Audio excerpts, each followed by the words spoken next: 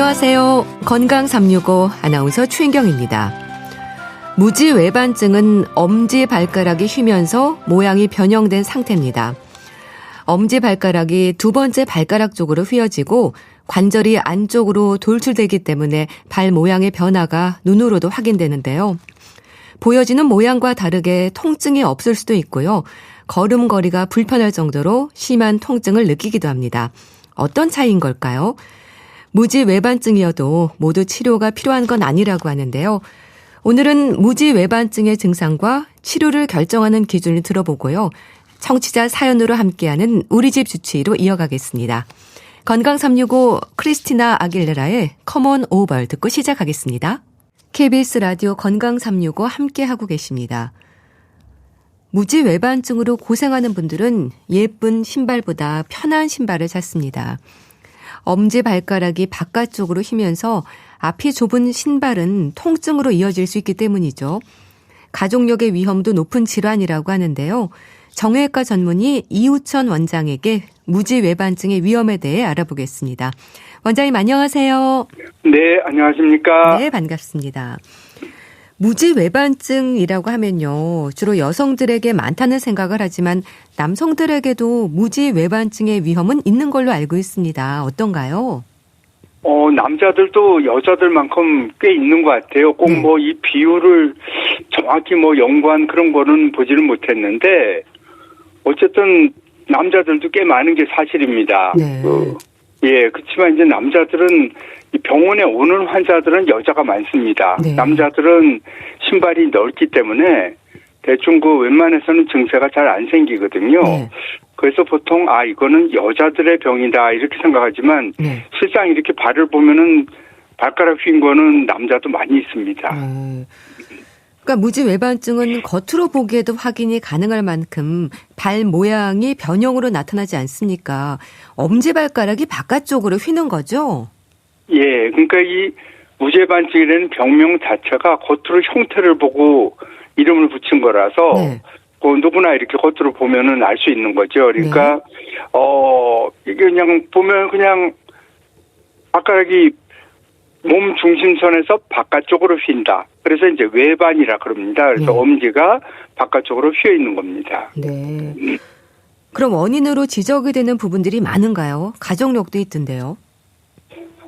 아무래도 가족력이 상당히 큰 역할을 하는 걸로 알려져 있습니다. 네. 그래서 이걸 보통 사람들은 이거 가족력이라고 생각을 못 하는데, 네.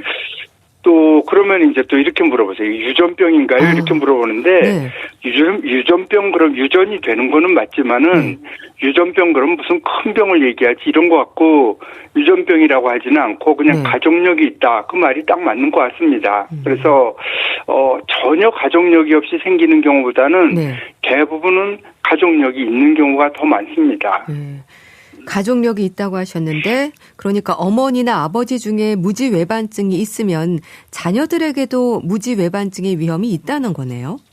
그렇습니다. 그러니까 사람이 이걸 다른 더 쉬운 말로 하자면 닮는 거죠, 형태가. 네. 그러면 이제 얼굴이 닮지 않습니까? 부모가 있으면은. 그렇죠. 일부는 엄마를 닮고 일부는 아버지를 닮고 그렇겠는데 이것이 닮는 것이 꼭 그대로 닮지는 않거든요. 그러니까 발 변형도 마찬가지로 엄마나 아버지는 별 모르고 살 정도인데 가령 아들이나 딸이 심하다든지 그럴 수도 있는 겁니다. 형태라는 것이 꼭 그대로 닮는 것이 아니고 약간씩 차이가 있기 때문에 부모님이 다 둘 중에 하나든지 무지외반증이 있으면 자녀분들 중에 그런 변형이 생길 확률이 높아지는 거죠. 가능성이 있는 거죠. 그렇지만은 또 심하지 않을 수도 있고 증세가 없을 수도 있고 그럴 수가 있습니다. 그럼 아무리 앞이 넓은 신발을 신고 조심해도 무지외반증의 발생 위험은 있는 건가요? 보통 우리가 이걸 앞이 좁은 신발만 생각하지만 실상은 하이힐을 생각하면 딱 맞습니다. 앞이 좁고 뒤가 굽이 높은 신발. 그러니까 앞이 좁지가 않더라도 굽이 높은 걸 신으면 좁아지기 때문에 보통 우리가 여성분들에서 신는 하이힐. 그것이 이제 가장 뚜렷한 원인이라고 생각할 수 있는데, 그렇기 때문에 이제 이걸 보면은, 이거 무죄반증 환자는 거꾸로 추적을 해보면은 젊을 때 대개 왜냐면 젊을 때 생기는 경우도 있지만 대개는 중년 이후에 생기는 경우가 많거든요, 증상이. 네. 그래서 젊을 때 하이힐을 많이 신었겠다 이렇게 생각을 하지만 네. 실상은 보면은 이 연구 논문들에 다 돼 있는 건데 젊을 때 별로 하이힐을 신지 않은 분들이 많습니다. 대부분이 그런 젊을 때 뭐 내가 뭐 유난히 딴 사람보다 힐을 많이 신었다든지 그렇지 않은데 네. 그런 걸 보면은 역시 이것이 가족력이 아니겠느냐 그렇게 생각하는 겁니다. 네. 가족력의 위험도 있고요. 또 신발 네. 말씀하셨는데 이제 앞이 네. 좁고 굽이 높은 신발이 무지외반증을 불러일으킨다고 하셨습니다. 아무래도 네. 신발 선택이 좀 중요한 거겠죠. 똑같은 변형이 있을 때 발이 좁으면은 신발이 좁으면은 자연히 증세가 생기기 쉽기 때문에 네. 병원에 오는 환자분들은 아무래도 그럴 가능성이 더 많죠.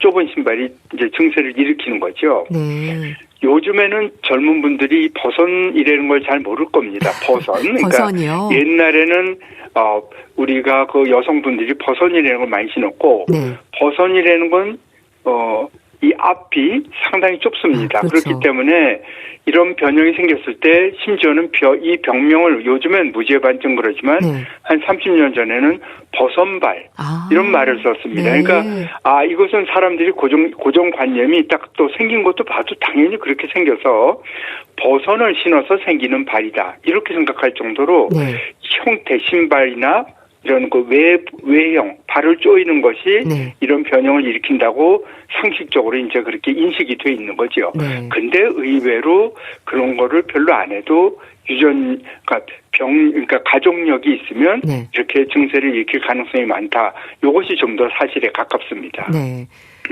자, 그렇다면 무지외반증으로 진단되는 기준이 궁금한데요.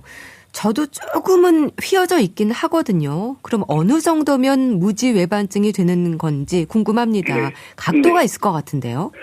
각도가 이제 각도에 따라서 뭐 경도, 중등도, 더 심한 거 뭐 이렇게 가릴 수도 있고 그런데요. 네. 조금은 휘어져 있는 게 어떻게 보면 더 정상입니다. 가령 어떤 사람이 엄지발가락이 그 위에 뼈를 이제 중족골이라고 합니다. 엄지발가락이 이어져 있는 윗부분을 중족골이라고 하는데 중족골하고 똑바로 져 있다 그러면 오히려 발가락 끝이 신발하고 마주칠 수 있습니다. 네. 그러니까 보통 무지외반증은 발가락이 돌아가면서 발가락 뿌리 부분이 돌출돼서 신발하고 마주쳐서 아픈 건데 거꾸로 발가락이 아주 똑바르다 그러면은 거기는 안 아픈데 발가락의 끝이 신발의 안쪽과 닿습니다. 그래서 약간은 밖으로 휘어져 있는 게 정상이기도 하고 또 발도 편합니다. 근데 이거를 굳이 각도를 따지자면은 한 20도 정도 휘어 있을 때 그때부터는 증세를 일으킬 수 있기 때문에 20도가 되면은 이제 요거는 무지외반증이다. 경도 무지외반증이다 이제 이렇게 얘기를 합니다. 네. 더 심한 거는 뭐 40도, 50도 이렇게 돌아가 있는 분도 있습니다. 네. 그런데요, 신기한 거는 제법 많이 휘어 있어서 통증이 있을 것 같은데 전혀 통증이 없다는 분들도 있거든요. 그럴 수 있습니까? 그럴 수 있습니다. 네. 특히 옛날에 그 할머니 분들은 우리나라의 무지외반증 수술이 계속 늘고 있는데 어느 순간부터 이제 느는데요. 네. 그 전에는 이 변형이 없었느냐면 그거는 아니거든요. 그러니까 변형은 비슷하게 그런 병명이 상당히 있었는데 그 옛날에 할머니들은 글쎄요, 뭐 그것이 그보다 더 심한 다른 병을 치료받기에도 급급했을 수도 있고 웬만큼인 거는 그냥 웬만한 통증 그냥 그런가 보다 하고 지내면은 그냥 나 괜찮아 이럴 수도 있거든요. 남이 보기에는 상당히 심한데 근데 이제 그럼 남이 보기에도 누가 봐도 심할 정도라 그러면 자연히 좁은 신발을 신으면 좀은 불편하겠지요. 그렇지만 나는 괜찮아 그러는 분들도 의외로 많이 있었고 이제 지금도 있고 근데 이제 그것 때문에 병원을 찾아오는 분들이 좀 더 늘고 있는 거죠. 네. 그렇다면은 그렇게 많이 휘었는데 통증이 없으면 그냥 생활해도 되는 건가요? 통증이 아니라도 뭐 걸음걸이라든지 균형에 영향을 주는 부분은 없는 건가요? 이 엄지발가락 쪽이 아프면 누구나 자기도 모르게 자연히 5번째 발가락 쪽으로 많이 찢게 됩니다. 엄지 쪽을 약간 기울여서 띄우는 거죠. 그쪽에 힘이 좀 들어가게. 네. 그렇죠. 이제 그것이 점차적으로 변형이 진행되고 그렇기 때문에 별 증세를 모르고 지낼 수도 있고 정말 기능적으로 아무 문제가 없으면 겉으로 봐서 형태가 좀 많이 휘어져 있더라도 그거를 꼭 의사가 먼저 나서서 이거는 각도가 40도니까 꼭 치료해야 되겠네요. 네. 이렇게 하는 거는 그건 교과서적으로도 그러지 말라고 되어 있습니다. 그래서 증세가 있고 변형도 뚜렷하고 그런 경우가 치료 대상이 되는 거지. 형태가 많이 심하다 그래서 반드시 치료를 해야 되는 건 아닌데 그런 분들이 정상적으로 걷느냐 하면 증세가 심해갖고 약간은 좀 발을 기울여서 걷고 그럴 수는 있습니다. 그렇지만 대부분은 본인이 기능적으로 알기 때문에 내가 기능이 문제가 없이 잘 다니고 할 일 다 하고 내가 뭐 가벼운 운동도 다 하고 그렇다 그러면 그냥 둬도 되겠습니다. 네. 기능적으로 문제가 있는지 없는지 그 여부를 본다고 하셨는데요. 자, 그렇다면 이렇게 통증이 있고 없고의 차이는 뭘까요? 심하게 휘어도 아프지 않은 경우도 있고 또 괜찮을 것 같은데 아프다는 분도 계시던데요. 그게 이제 뭐 장시간 서서 활동을 하느냐, 뭐 신발을 어떤 걸 신느냐 이런 것도 상관이 있을 테고 같은 조건에서도 발이 얼마나 유연하냐에 따라서도 또 틀릴 수 있습니다. 그래서 위에서 보면은 별로 휘어있지 않지만 거의 뭐 괜찮아 보이는데 실상 증세가 심한 분들도 있거든요. 그런 경우는 관절이 너무 유연해가지고 그 뼈 부분이 신발 속에서 디딜 때, 체중을 디딜 때 발등 쪽으로 올라오는 경우가 있습니다. 그런 경우는 겉으로 위에서 보면 무죄반증은 위에서 봐서 바깥쪽으로 휘는 거니까 바깥쪽으로 별로 휘진 않은데 위로 올라오면은 신발 속에서는 신발등하고 딱 마주치게 되죠. 그럴 적에 문제가 될 수 있고요. 또 하나는 이것이 엄지가 휘면은 엄지의 기능이 좀 떨어집니다. 힘을 잘 못 쓰는 거죠. 쉽게 말하면. 그러면은 두 번째 힘이 많이 걸리죠. 두 번째 발가락에. 두 번째가 많이 힘을 쓰기 때문에 겉으로 봐서는 별로 심하지 않는다 또는 심하더라도 두 번째가 별 문제 없어서 그냥 병원에 계속 안 오고 괜찮은 분도 있고 엄지는 별 증세가 없는데 두 번째가 아파져서 병원에 오는 분도 있습니다. 엄지가 힘을 못 쓰면서 두 번째가 증세를 일으켜온 경우가 있거든요. 그래서 이제 그럴 때는 두 번째를 잘 보면은 발등에서 딱 보면은 두 번째가 똑바른데 옆에서 봤을 땐 발가락이 발등 쪽으로 이렇게 구부러져 있는 경우가 꽤 있습니다. 그거 아마 그런 분들 자기 발을 이렇게 들여다보면 그런 분들은 꽤 있을 겁니다. 꽤 있습니다. 실제로. 발을 옆에서 볼 일이 잘 없거든요. 위에서 보고서 바르냐 아니냐 이것만 하는데 옆에서 봤을 때 휘게 되면은 그것이 증세를 일으킬 수 있고 무죄반증이 심하냐 아니냐를 떠나고 그렇게 되면 그것 때문에 와서 이것이 이 원인이 무죄반증과 상관이 있기 때문에 같이 치료한다든지 이렇게 되는 경우도 꽤 있습니다. 그러니까 옆에서 봤을 때 엄지 발가락이 아닌 두 번째 발가락이 휘어있는 경우도 많군요. 그렇습니다. 네. 그럼 치료는 일단 뭐 신발을 폭이 넓은 걸로 바꿔 신거나 뭐 비수술적인 다른 치료들도 있습니까? 대개는 심한 정도가 되면 비수술적인 수술을 하지 않는 방법이 별 소용이 없긴 한데 일단은 처음에 증세가 생긴 지 얼마 안 됐든지 그러면은 대부분 신발 편한 거 신어보세요 이렇게 얘기합니다. 이제 본인이 알거든요. 나 이런 신발 신으면 편하더라. 그러면 그런 거를 주로 신도록 권해드립니다. 그 다음에는 뭐 발가락 사이에 끼는 간단한 거 실리콘 같은 걸로 만든 보조기가 있습니다. 엄지를 약간 휜 거를 조금 덜하게 버텨주는 그런 게 있거든요. 근데 그런 거는 이제 이렇게 인터넷 같은 데도 흔히 구할 수 있는 건데 이제 그런 걸 해서 자기가 해보고서 괜찮은 분들도 많이 있고 그런 분들은 이제 아예 병원에 안 오기도 하고 또 모르는 분 같으면 그렇게 가르쳐 드리면 그걸 해서 괜찮을 수도 있습니다. 근데 이제 각도가 심하다든지 많이 휘어 있고 이제 두 번째도 아프고 그러면 이제 당연히 그런 걸로는 크게 소용이 없습니다. 그래서 이제 통증 여부가 상당히 중요하다고 하셨는데 이렇게 비수술적인 여러 가지 치료법들을 써도 통증이 가시지 않으면 그때 수술을 하게 되는 건가요? 그렇죠. 이제 변형이니까 무죄반증 그 자체가 말 자체가 변형을 얘기하는 거니까 형태가 휜 거를 형태를 바로 하기 위해서는 뼈를 교정을 해야지 되거든요. 네. 뼈를 교정한다는 말은 뼈를 끊어서 어떻게 뭔가 수술을 한다는 얘기입니다. 그래서 네. 아이고 뭐 수술해야 된다 그러면은 그 말 자체가 너무 무섭거든요. 그래서 그렇죠. 뭐 더 이상 들어보지 않으려고 하는 분도 많이 있는데 네. 자연히 이제 자기가 본인이 많이 걷는데 불편하고 그렇다 그러면 이제 치료를 찾게 되죠. 이제 그것이 변형 교정이 되는 거고 네. 변형 교정은 뼈를 수술하는 방법이 되겠습니다. 네. 형태를 이제 바로 하는 게 중요하다고 하셨는데요. 네. 그럼 이거는 뭐 뼈를 깎아서 발의 방향을 잡아주는 건가요? 근데 뼈를 이제 거의 대부분이 그렇게 생각하세요. 일반인들이 뼈가 튀어나와 있으니까 요거 뼈를 깎으면 된다. 네. 뼈를 깎는다 그러면은 그거는 수술 중에서 간단한 겁니다. 그러니까 그렇군요. 뼈를 깎아서 그거는 뼈를 끊는 게 아니기 때문에 바로 튀길 수도 있고 되게 괜찮은데 네.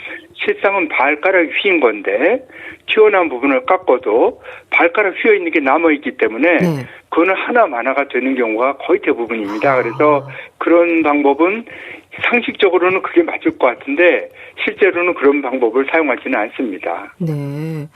방향을 잡아주는 건 맞는데 뼈를 네. 깎아도 방향이 바로 안 되거든요. 네. 그러다 보니까 이제 그런 방법을 할 수가 없습니다.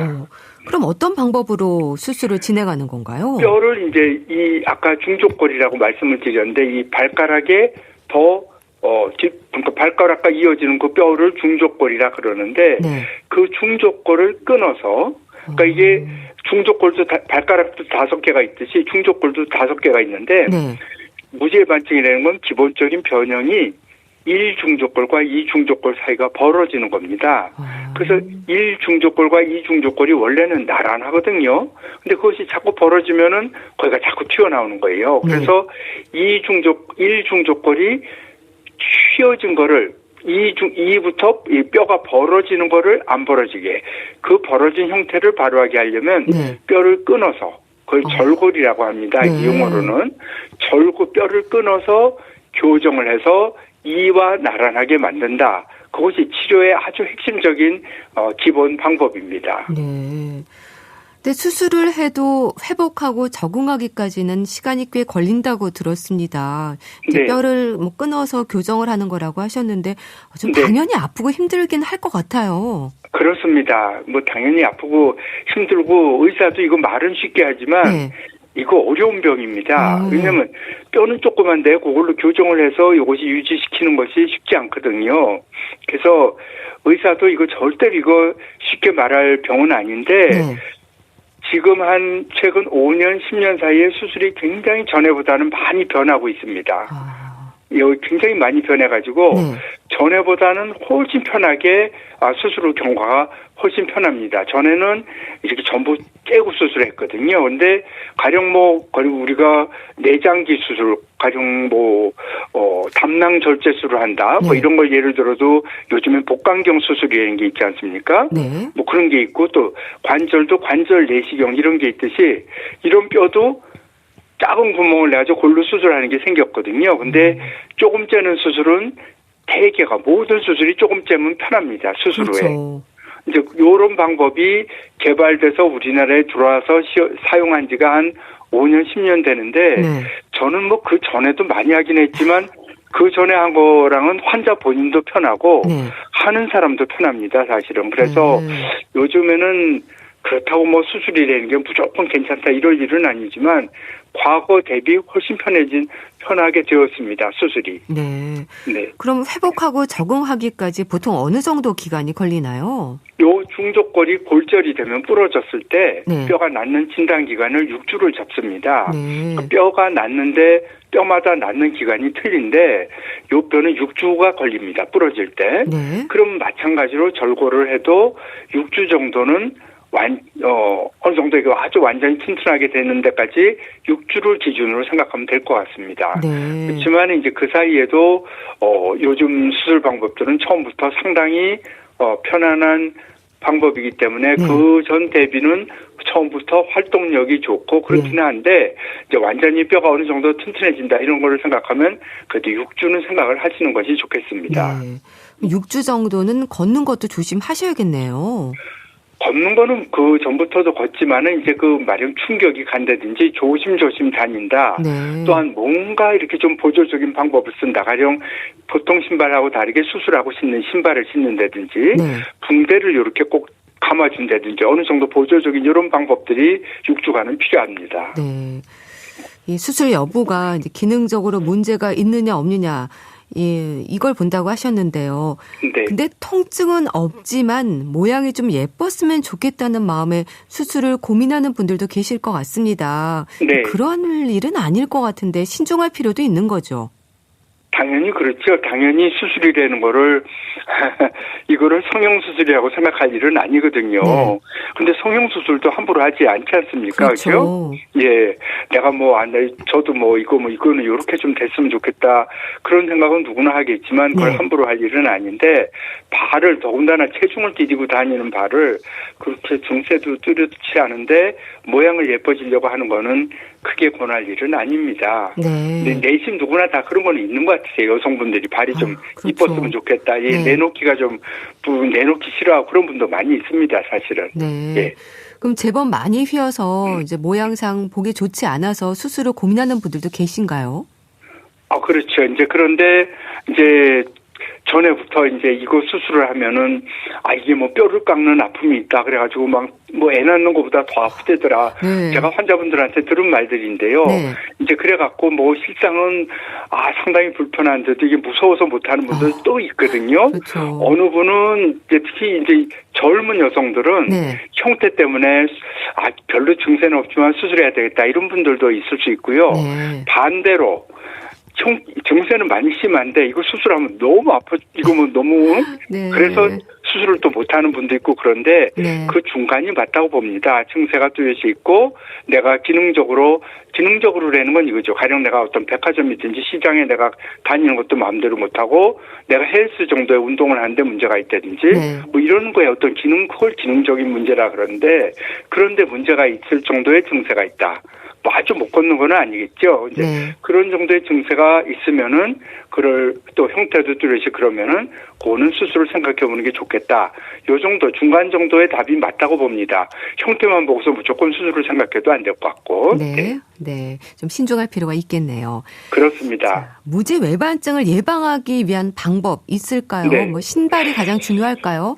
신발이 아무래도 이제 그 증세가 뚜렷한 또 가족력이 특히 있는 분들, 겉으로 봐서 발이 이렇게 넓어갖고 조금만 하면은 무리 되는 분들은 특히 좀 신발을 잘 골라 신는 게 제일 중요한데 네.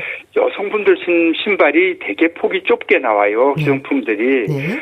또 그걸 또 자기 휜발에 맞추자 그러면은 형태가 또 보기 싫고 그래서 이제 그 중간을 잘 찾아야 되겠습니다. 네, 알겠습니다.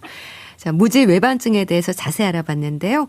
정형외과 전문의 이우천 원장과 함께했습니다. 말씀 감사합니다. 네, 감사합니다.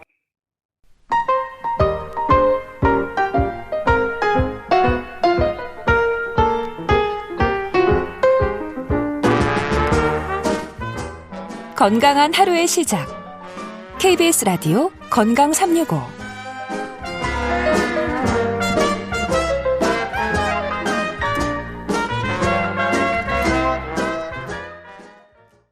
KBS 라디오 건강 365 함께하고 계십니다.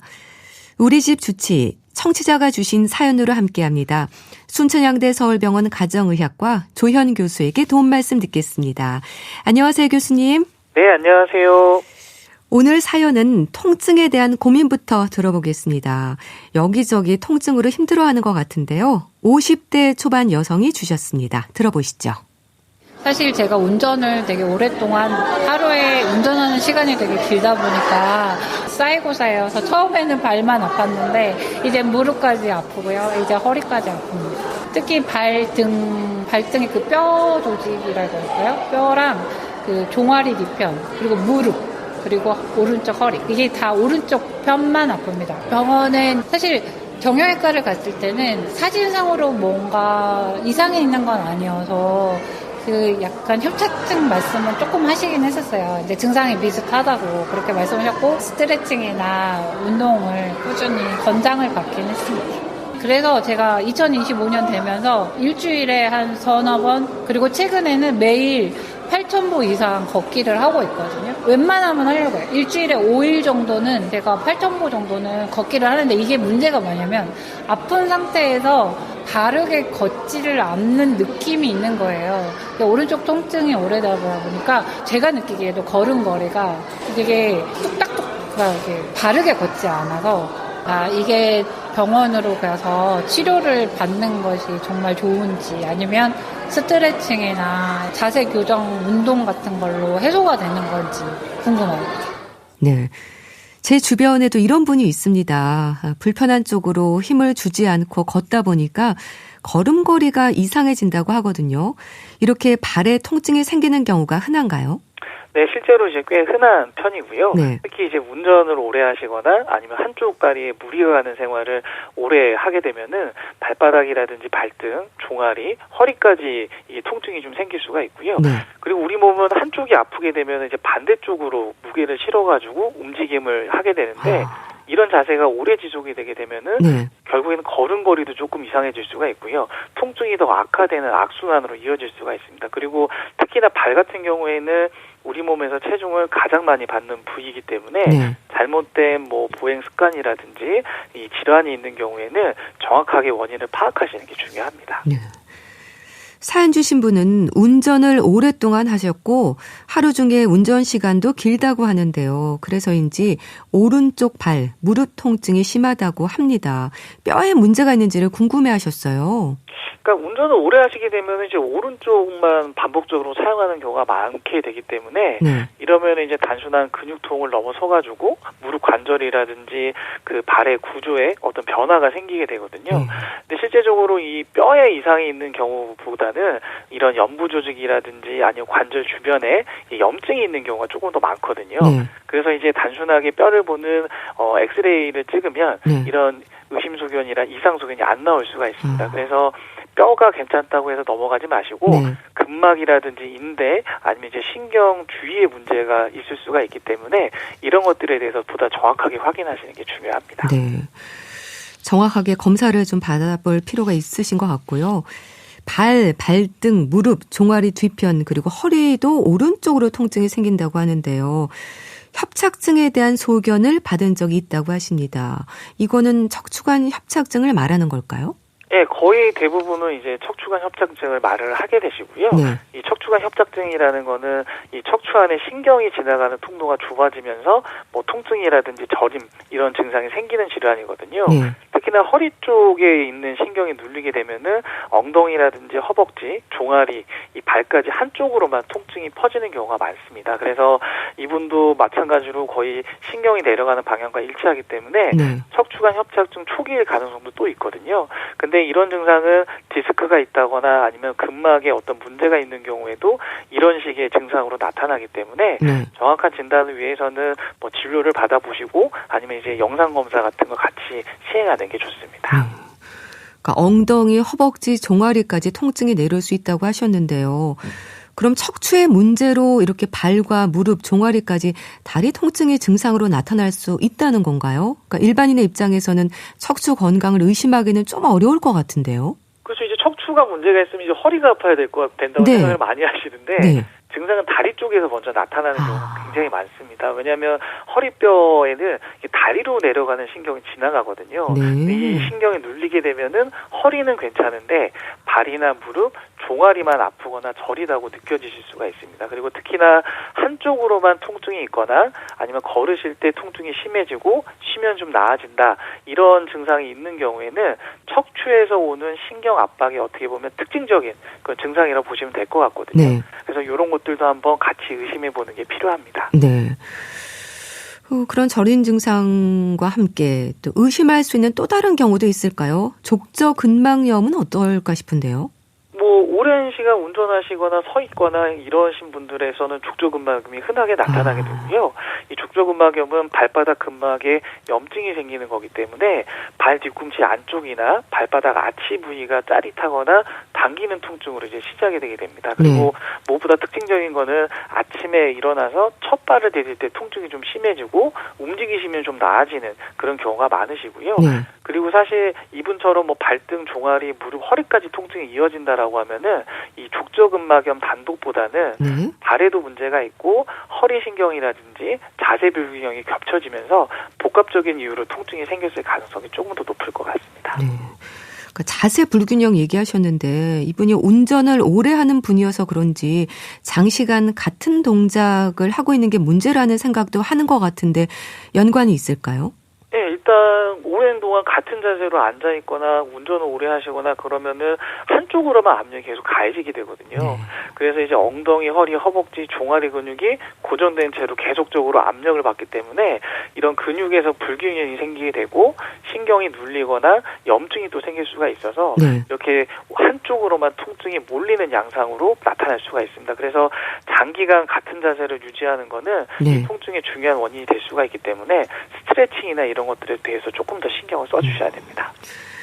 이분도 뭐 스트레칭과 운동을 권유받고 노력 중이라고 하는데요. 근데 그래도 무의식 중에 아픈 쪽으로는 힘을 주지 않게 되는 것 같습니다. 그럴 수 있죠? 그렇죠. 아무래도 통증이 있는 쪽을 자연스럽게 이제 피하려는 자세를 취하게 되거든요. 근데 이런 것들이 너무 이제 오랜 시간 동안 되게 되면은 자세가 더 무너지게 되고 다른 쪽에 또 과도한 부담을 주게 되거든요. 그래서 예를 들어서 오른쪽 발이 아프면 왼쪽 다리에 체중을 더 실게 되고 그러면 이제 왼쪽 무릎, 골반, 허리까지 아파질 수가 있거든요. 그래서 이렇게 자세가 안 좋거나 통증이 있는 상태에서는 무리하게 운동을 하시게 되면 오히려 증상이 더 악화될 수가 있습니다. 그래서 정확하게 진단을 받으시고 거기에 맞는 교정 운동이나 재활 운동을 같이 병행하시는 게 중요합니다. 네. 자, 그렇다면 통증의 원인을 찾아야 될 것 같은데요. 가장 우선적으로 받아볼 필요가 있는 검사가 있을까요? 그러니까 정형외과라든지 이제 재활의학과 진료를 좀 보시고요. 그래서 이제 기본적으로 엑스레이 검사부터 확인하시게 되고, 그래서 뼈의 이상이라든지 관절 공간이라든지 이런 걸 먼저 살펴보시고, 만약에 신경 쪽에 문제일 것 같다라고 하면 이제 CT라든지 MRI 검사가 필요할 수도 있습니다. 그리고 경우에 따라서는 뭐 걸음걸이 분석이라든지 체형 검사라든지 근육에 대한 검사들도 굉장히 좀 도움을 줄 수가 있거든요. 그래서 무작정 운동으로 극복을 하겠다 이런 것보다는 어떤 부분에 문제가 있는지 정확하게 확인하시는 게 필요합니다. 네, 일단 정확한 검사와 진단을 받아볼 필요가 있는 것 같고요. 근데 이분은 어쩔 수 없이 운전을 오래 해야 하는 상황인 듯 합니다. 그럼 일상에서 통증 완화를 위해서 좀 신경 쓸 부분은 어떤 게 있을까요? 그러니까 운전 자세가 굉장히 중요하거든요. 그래서 허리를 너무 꺾거나 구부정하게 앉지 마시고 등하고 ong덩이를 바짝 붙이시고요. 무릎은 엉덩이보다 살짝 낮게 페달을 좀 편하게 밟을 수 있는 각도로 조정을 하셔야 됩니다. 그리고 이제 1시간 이상 운전을 했다라고 하면은 세우고 한 3분에서 5분 정도는 꼭 스트레칭을 해주시는 게 좋으시고요. 이럴 때는 종아리 뒤쪽, 그다음에 엉덩이, 허리 근육을 풀어주는 스트레칭을 해주시는 게 굉장히 도움이 많이 됩니다. 그리고 통증이 있다라고 하셨을 때는 얇은 쿠션이라든지 이런 것들을 사용하는 것도 방법이 될 수 있습니다. 네. 그러니까 운전 자세를 좀 바르게 하고 의식적으로 스트레칭을 틈틈이 하도록 신경을 쓰셔야겠네요. 발부터 허리까지 오른쪽으로만 통증이 생기는 상황에서 있을 수 있는 또 다른 문제도 있을까요? 한쪽으로만 통증이 있다라고 하면은 단순하게 근육 문제라기보다는 어떤 이제 신경이라든지 구조적으로 문제가 있다라고 좀 생각을 해야 되거든요. 그래서 뭐 척추에서 나오는 신경이 눌리는 경우, 예를 들면 디스크라든지 협착증이 있을 때는 이런 증상이 나타날 수가 있거든요. 그리고 이제 또 하나는 이제 골반이 틀어진 경우에도 이런 증상이 또 생길 수가 있습니다. 그렇기 때문에 이렇게 지속적으로 한쪽에만 통증이 발생한다라고 했을 때는 정확하게 진단을 좀 받으시는 게 필요하고요. 진단을 받으신 다음에 그 문제가 있는 부분에 대해서 뭐 교정이라든지 맞춤 운동이라든지 이런 치료가 동반되는 게 가장 이상적일 것 같습니다. 네, 알겠습니다. 이제 다음 사연도 소개하는데요. 제가 읽어드리겠습니다. 들어보시죠. 안녕하세요. 저는 올해 61세 된 여성입니다. 혈압에 신경 쓰지 않고 살다가 혈압 측정기를 구입해서 매일 혈압을 확인하고 있는데요. 가정 혈압계로도 그렇고 병원에서도 그렇고 혈압 차이가 너무 나거든요. 집에서 잴 때는 기본으로 3번쯤 재는데 수축기 혈압이 120이었다가 128이었다가 118로 떨어지기도 하고요. 어떨 때는 137이 나오기도 합니다. 그리고 병원에서 재면 일단 집에서보다는 높게 측정이 되는데요. 140 이상일 때가 많습니다. 혈압이 잴 때마다 조금씩 다르긴 하다고 간호사는 집에서 잴 때 얼마였는지 확인을 하던데요. 집에서도 차이가 크다고 했더니 병원에서 확인한 혈압으로 기록하더라고요. 근데 그날도 집에서는 120대로 나왔거든요. 혈압에도 변동성 혈압이라는 게 있고 그게 더 위험할 수 있다고 하던데요. 그게 뭔지도 궁금하고 제 혈압을 어느 정도로 생각해야 할지 약을 먹어야 하는지 그것도 걱정입니다. 라고 하셨습니다. 혈압에 대해서 일단 궁금해 하시는데요. 교수님. 혈압은 정말 잴 때마다 조금씩 차이가 나는 것 같습니다. 근데 이게 정상적인 반응이라면서요. 네, 하루 중에도 혈압은 오르락 내리락 할 수가 있고요. 그다음에 측정하실 때 자세라든지 감정, 그다음에 직전에 뭘 했는지 그에 따라서 수치가 달라질 수가 있습니다. 그래서 네. 약간씩의 차이가 나는 거는 이제 정상적인 수치라고 보시면 될 것 같고요. 다만 매일 같은 시간에 같은 자세로 재는 습관을 들이시게 되면은 이런 평균적인 경향을 살펴보는데 도움이 되기 때문에 정확한 혈압 관리를 하시려면은 매일 같은 시간에 혈압을 측정하는 게 필요합니다. 네. 일단 잴 때마다 조금씩 차이가 날 수는 있다고 하셨는데 그러면 차이가 어느 정도 나면 걱정하지 않아도 되는지 궁금해하는 분들이 많습니다. 어떨까요? 수축기 혈압 기준으로는 10에서 한 15 정도, 그다음에 이완기 혈압 기준으로는 5에서 10 정도의 차이는 크게 걱정하지 않아도 되는 정상 범위의 변동이라고 보시면 될 것 같고요. 네. 그다음에 집에서 혈압을 이제 측정하시는 경우에는 두 번째, 세 번째 재게 되면은 혈압이 점점 낮아지는 경우가 흔하거든요. 네. 그래서 이제 가장 낮은 수치가 아니라 평균값을 참고하시는 게 좋고 첫 번째 쟀던 혈압보다는 두 번째, 세 번째 잰 혈압의 평균값이 나의 진짜 혈압이라고 좀 생각을 하시는 게 좋습니다. 사연 주신 분은 60대 초반인데 현재 고혈압 약을 복용 중인 건 아닌데 혈압 수치가 차이가 많아서 걱정을 하십니다. 그런데 집에서 잴 때도 차이가 크고 병원에서는 더 높게 나온다고 하네요. 이런 경우도 많은가요? 네, 일단 사연 주신 분처럼 집에서는 괜찮은데 병원에서만 높게 나오는 경우도 흔하고요. 그다음에 이제 60대 이후에는 아무래도 혈관의 탄력도 떨어지고 신경 반응도 예민해지기 때문에 혈압 수치가 더 민감하게 변동하는 경우가 많습니다. 그래서 집에서 같은 시간대에 편안한 상태로 측정한 평균 혈압을 조금 더 이제 신뢰하는 자료로 우리가 보게 되고요. 다만 집에서도 혈압 변동이 크고 그다음에 한 2, 30 정도 넘게 차이가 난다. 이런 경우라고 하면 변동성이 굉장히 큰 거기 때문에 이럴 때는 좀 24시간 혈압을 측정해 본다거나 이런 식으로 좀 평가를 해보시는 것도 필요합니다. 변동성 언급하셨는데 이분도 변동성 혈압이라는 얘기를 들었다고 하는데요. 그럼 혈압이 변하는 게 변동성 혈압인 건가요? 이게 어떤 상태인 건가요? 그러니까 말 그대로 그냥 혈압이 들쭉날쭉하게 변하는 상태를 우리가 변동성 혈압이라고 하거든요. 네. 예를 들어서 아침에는 한 110 정도였는데 저녁에는 이제 150 이렇게 좀 측정할 때마다 수치 차이가 크게 나는 경우를 우리가 말을 하게 됩니다. 근데 이게 변동폭이 이제 작은 경우에는 이 자연스러운 반응일 수가 있는데 그 폭이 이제 너무 커서 한 2, 30을 넘어가거나 자주 반복이 된다라고 하면은 이게 또 혈관에 부담을 줄 수가 있기 때문에 문제가 되거든요. 그래서 이제 최근에는 이런 혈압 변동성까지도 같이 확인을 해야 될 필요가 있다라고 이제 말을 하고 있습니다. 네. 그러니까 혈압을 걱정하는 건 여러 합병증의 위험 때문이지 않습니까? 고혈압, 저혈압도 위험하겠지만 이제 말씀하신 변동성 혈압도 위험하지 않을까 싶은데요. 변동폭이 2, 30 이상으로 크면 문제가 된다고 하셨는데 변동폭에 대한 기준이 있지 않을까요? 네, 말씀드린 것처럼 이제 그 변동폭 같은 경우는 2, 30을 이제 넘어가는 경우에 우리가 이제 조금 다시 한번 확인을 해보자라고 이제 말을 할 수가 있고요. 이런 변동성 혈압이 있는 경우에는 아무래도 혈관에 부담을 많이 주기 때문에 이게 협심증이라든지 뇌졸중과 같은 혈관합병증으로 또 연결이 될 수가 있습니다. 그렇기 때문에 이제 정확한 기준은 앞서 말씀드린 것처럼 수축 축기 혈압이 네. 하루에 한 20에서 30 이상 차이가 난다라고 하면은 변동성 혈압에 해당되기 때문에 좀 더 적극적으로 좀 관리를 해야 될 필요가 있고요. 네. 이거는 단순하게 한두 번 측정하시는 것보다는 이제 병원에서 가셔가지고 24시간 동안 혈압을 보는 검사들이 있거든요. 이런 측정을 통해 가지고 종합적으로 판단을 하게 됩니다. 그런데 문제는 이 변동성 혈압이 치매나 뇌졸중 위험을 높인다는 말도 있던데요. 어떨까요? 네, 최근 연구에 따르게 되면 혈압의 변동폭이 큰 사람일수록 이런 뇌 건강에 부담을 줄 수 있다라고 하고 있거든요.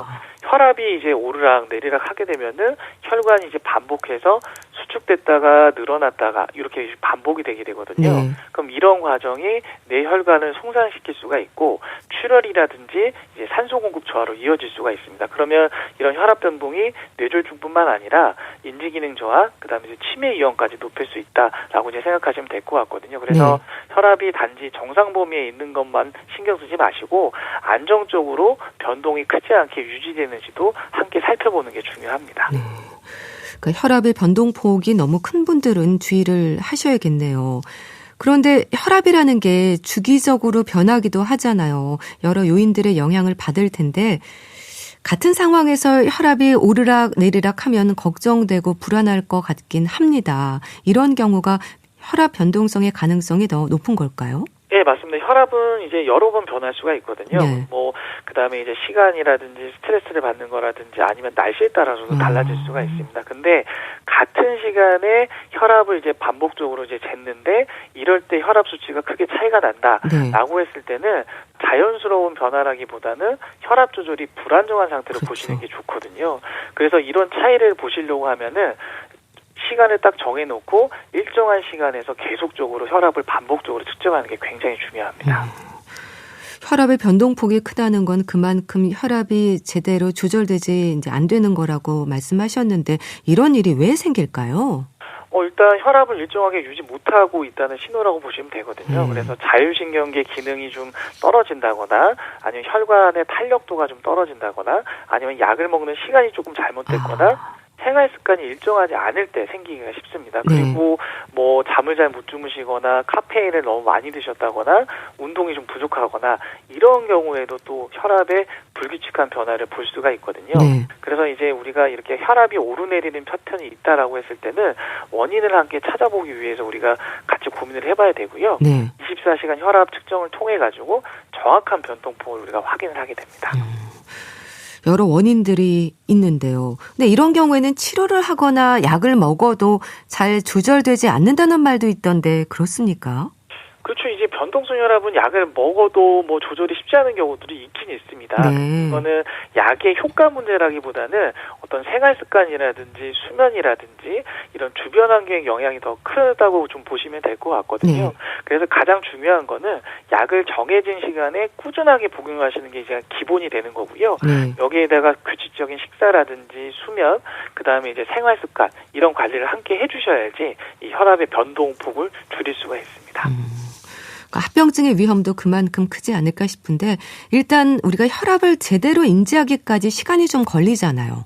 네, 맞습니다. 혈압을 일정하게 좀 높은 것도 문제지만 이게 변동하는 것도 더 위험하거든요.